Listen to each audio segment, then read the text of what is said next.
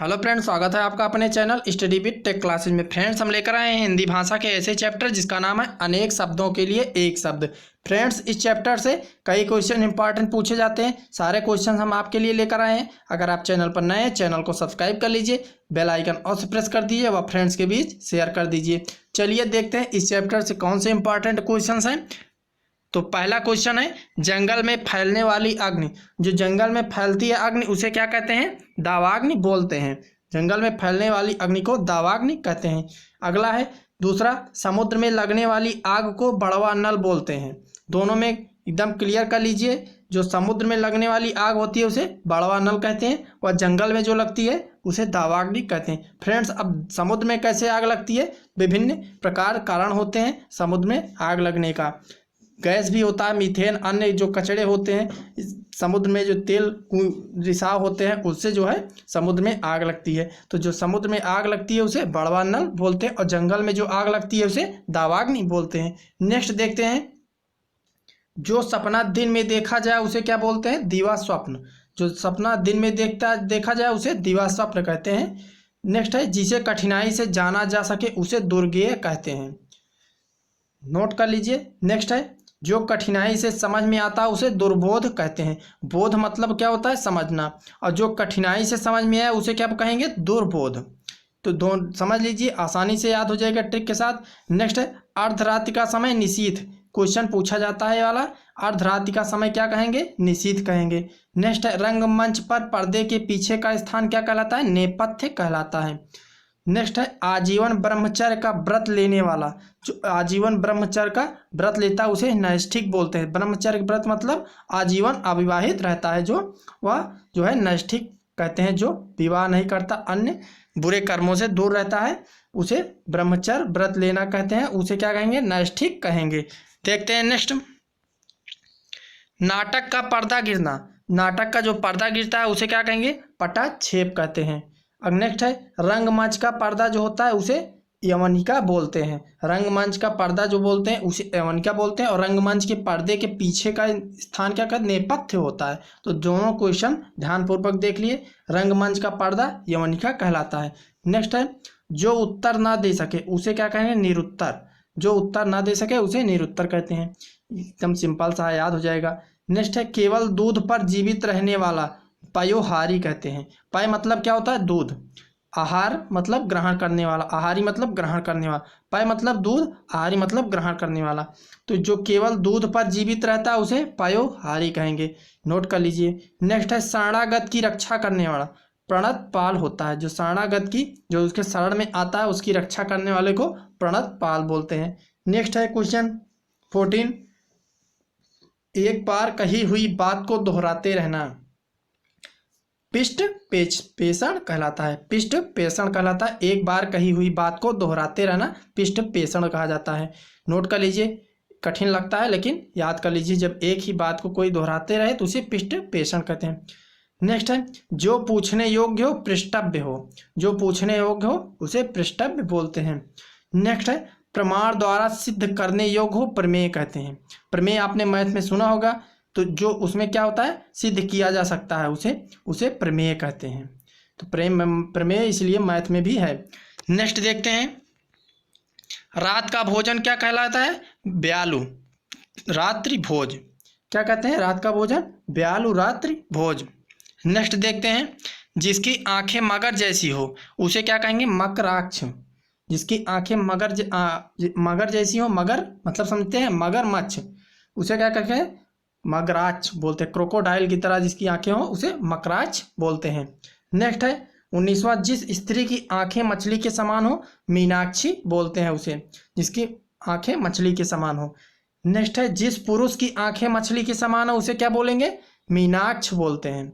महिला अगर होगी उसे मीनाक्षी बोलेंगे, अगर पुरुष होगा उसे मीनाक्ष बोलेंगे। नेक्स्ट है, हिरण के नेत्रों सी आंखों वाली को मृग नयनी। मृग मतलब हिरण कहते हैं, तो हिरण जैसे नेत्रों वाली को मृग नयनी बोलते हैं।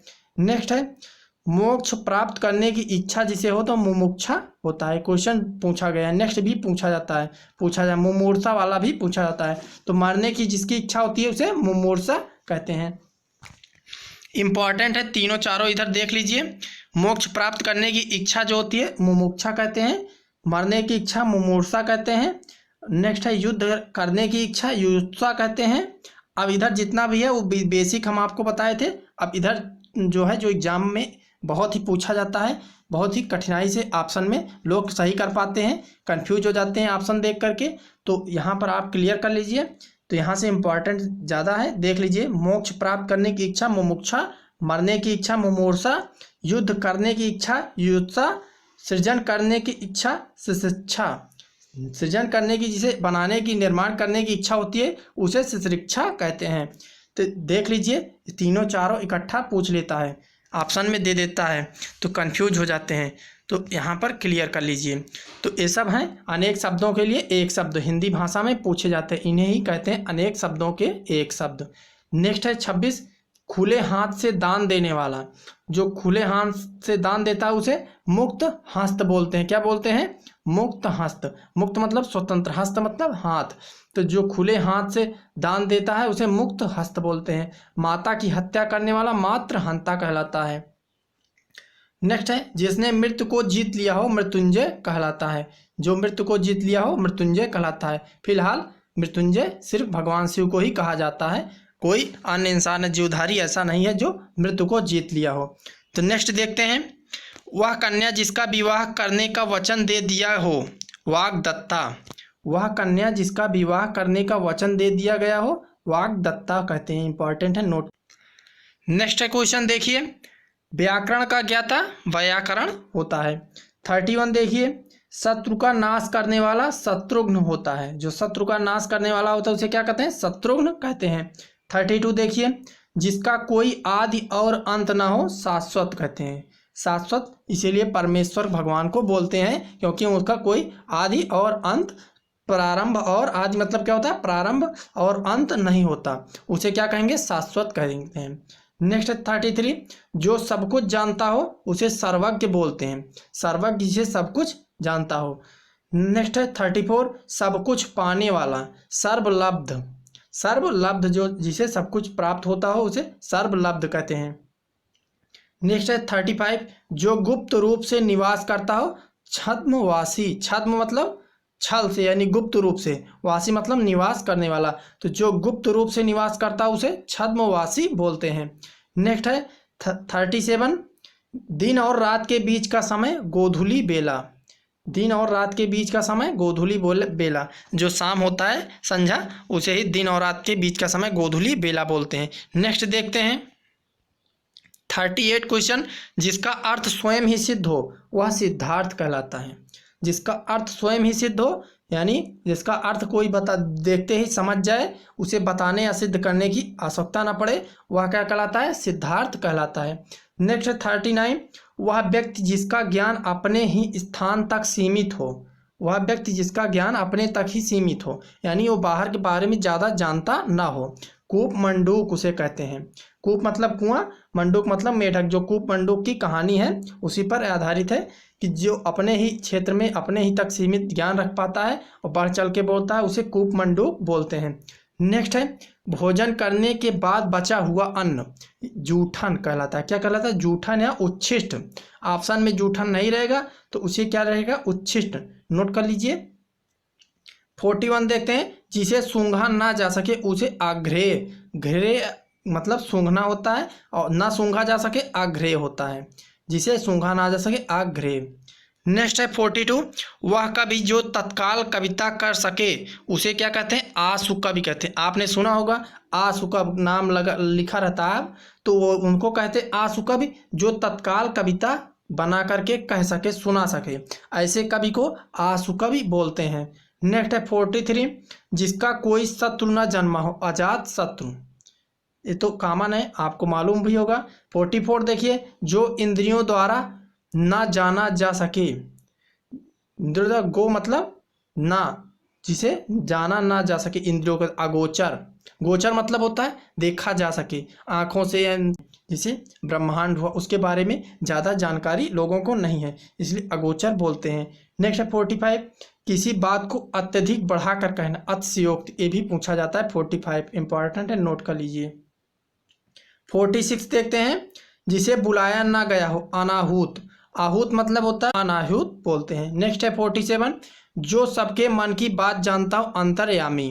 अंतर्यामी जो सबके मन की बात जानता हो। जो मापा ना जा सके, अपरिमेय। आ गया वहाँ, जिसका मापन किया जा सके, जिससे सिद्ध किया जा सके उसे कहते हैं परिमेय कहते हैं, और जिसका मापा ना जा सके यहाँ पर है अपरिमेय। दोनों में कंफ्यूज मत होइए, नोट कर लीजिए। नेक्स्ट देखते हैं 49, किसी वस्तु को प्राप्त करने की इच्छा अभीप्सा कहते हैं। प्राप्त करने की तीव्र इच्छा अभीप्सा कहलाता है। नोट कर लीजिए, किसी वस्तु को प्राप्त करने की तीव्र इच्छा अभीप्सा कहलाता है। 50 देखिए, आवश्यकता से अधिक धन का ग्रहण ना करना अपरिग्रह होता है। जितना आवश्यकता आपको हो उतनी ही अगर आप धन का ग्रहण करते हैं, उससे अधिक ग्रहण नहीं करते तो अपरिग्रह उसे कहेंगे।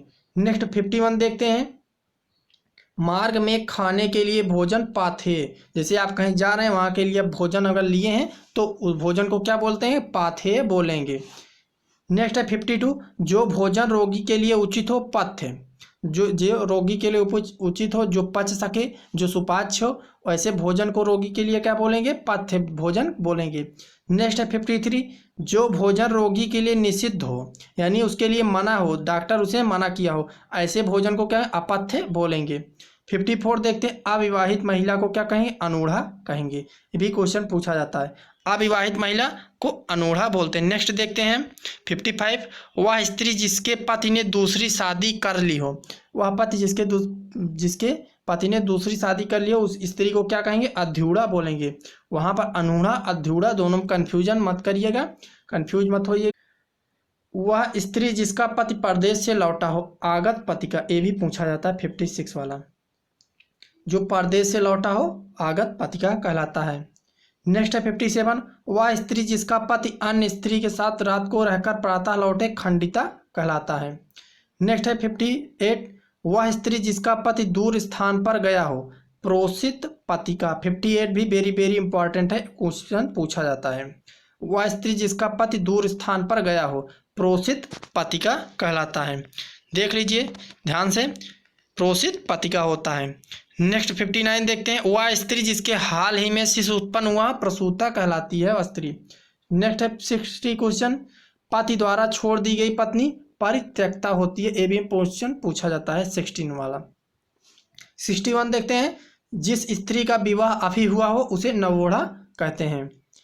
नेक्स्ट है 62, जानने की इच्छा जिज्ञासा होती है। जानते होंगे आप 62 का। 63, जीतने दमन करने की इच्छा जिगीषा होती है। पूछा जाता है क्वेश्चन 63, जीतने या दमन करने की इच्छा जिगीषा कहलाती है। 64 देखिए, किसी को मारने की इच्छा जिघांसा कहलाता है। ये भी इंपॉर्टेंट है, क्वेश्चन पूछा जाता है, क्योंकि ऐसे विकल्प जो है कन्फ्यूजन क्रिएट करते हैं, तो इसीलिए एग्जाम में जो है विशेषज्ञ इसे ऐसे ऐसे क्वेश्चन दे देते हैं। 2-3 ऑप्शन जिगीषा जिघांसा ऐसे करके दे देते हैं विकल्प में। तो 64, किसी को मारने की इच्छा जिघांसा होती है, नोट कर लीजिए। 65 देखते हैं, भोजन करने की इच्छा या खाने की इच्छा जिघत्सा या बुभुक्षा, दोनों बोलेंगे। जिगित्सा या बुभुक्षा कहते हैं, दोनों अलग अलग है। जिगित्सा या तो ऑप्शन में रहेगा या बुभुक्षा रहेगा। देखते हैं नेक्स्ट 66, ग्रहण करने पकड़ने की इच्छा जिघ्रिक्षा कहते हैं। ग्रहण करने या पकड़ने की इच्छा जिघ्रिक्षा कहते हैं उसे। कंफ्यूज मत होइएगा, वर्ड प्रोनाउंसिएशन उच्चारण लगभग मिलता रहता है थोड़ा बहुत, इसलिए कंफ्यूज हो जाते हैं। 2-3 बार वीडियो देखिए, नोट कर लीजिए, कंफ्यूज नहीं होंगे। नेक्स्ट देखते हैं 67, जिंदा रहने की इच्छा या जीने की इच्छा जिजीविषा कहलाता है। जिंदा रहने जीने की इच्छा जिजीविषा कहलाता है। 68 देखते हैं, तैर कर पार करने या तर जाने की इच्छा, जो कहते हैं पार कर जाने या तर जाने की इच्छा तितीर्षा कहलाता है। क्या कहलाता है, तितीर्षा। नदी को पार कर जाने या तैर जाने की इच्छा करो, जैसे किसी चीज तर जाने की, उसे क्या बोलेंगे, तितीर्षा कहेंगे। नेक्स्ट है 69, सांसारिक वस्तुओं को प्राप्त करने की इच्छा ऐषणा कहलाती है। जो सांसारिक वस्तुओं को प्राप्त करने की जिसकी इच्छा होती है उसे ऐषणा कहते हैं। इंपॉर्टेंट है 69, वेरी वेरी इंपॉर्टेंट है ऐषणा वाला क्वेश्चन। 70 देखते हैं, जो दूसरों में केवल दोषों को ही देखता हो उसे क्या बोलेंगे, छिंद्रान्वेषी, जो दूसरों में केवल दोष को ही देखता हो, गुण को ना देखता हो, उसे उस व्यक्ति को छिंद्रान्वेषी कहते हैं। अन्वेषण मतलब देखना, तो छिंद्रान्वेषी उसे कहते हैं जो सिर्फ दोष को देखता है, गुण को नहीं देखता। 71 देखते हैं, जिसे खरीद मोल लिया गया हो, खरीद या मोल ले लिया, उसे क्या कहेंगे? क्रीत बोलते हैं। जिसे खरीद लिया गया हो, किसी सामान को या किसी जानवर को, किसी वस्तु को अगर खरीद लिया गया हो, मोल ले लिया गया, उसे क्या है? क्रीत बोलते हैं उसे। 72 देखते हैं, पर्वत के नीचे तलहटी की भूमि उपत्यका बोलते हैं। वेरी वेरी इंपॉर्टेंट है, क्वेश्चन कई बार रिपीट हो चुका है एग्जाम में, कई एग्जाम में आ चुका है। पर्वत के नीचे तलहटी की भूमि उपत्यका कहलाता है। 73 देखते हैं, उत्तर और पूर्व के बीच की दिशा ईशान्य, ऐसे लिखा, ईशान भी रहता है, ईशान्य भी रहता है, दोनों अलग अलग देख लीजिए, बीच में स्लैश है। ईशान ईशान्य दोनों रहता है। 74 देखते हैं, जिसने अपना ऋण पूरा समय पर चुका दिया हो, वो ऋण, जिसने अपना ऋण पूरा चुका दिया हो, वो ऋण से मुक्त, यानी ऋण से पूरा दे दिया उसने। 75 देखते हैं, जहां धरती और आकाश मिलते हैं क्षितिज होता है। क्षितिज शब्द आप सुने होंगे, देख लीजिए, धरती और आकाश मिलते जहां दिखाई दे उसे क्षितिज बोलते हैं। तो फ्रेंड्स, ये थे वन लाइनर, जिसे अनेक शब्दों के लिए एक शब्द आप हिंदी में बोलते हैं, चैप्टर है हिंदी का। तो इसके 75 मोस्ट इंपॉर्टेंट क्वेश्चन थे, सारे इंपॉर्टेंट क्वेश्चन हैं, आप ध्यानपूर्वक दोबारा देख लीजिए, जो इंपॉर्टेंट लगे नोट कर लीजिए। फिर मिलते हैं आपको नेक्स्ट टॉपिक के साथ। नमस्कार।